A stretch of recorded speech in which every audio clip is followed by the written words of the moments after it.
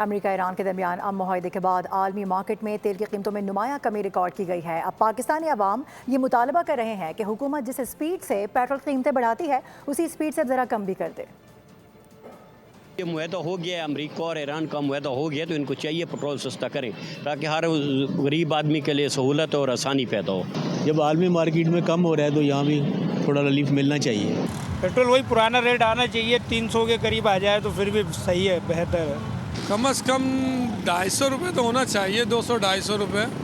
Petrol की levy ख़त्म होनी चाहिए। ठीक है, जो लेवी 132 रुपये ये लोग ले रहे हैं कि खुदा रहा इन गरीबों पर तरस खाओ, उसी जो पुराना रेट थे उसी फैलाओ।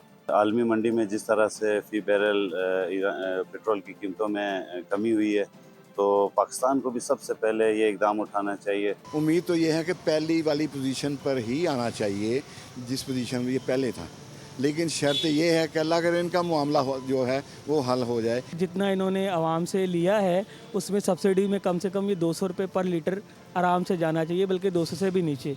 तो अब इनको चाहिए कि पेट्रोल की कीमत कम से कम लेकर आएँ, क्योंकि गरीब आदमी भी सुख का सांस ले ले।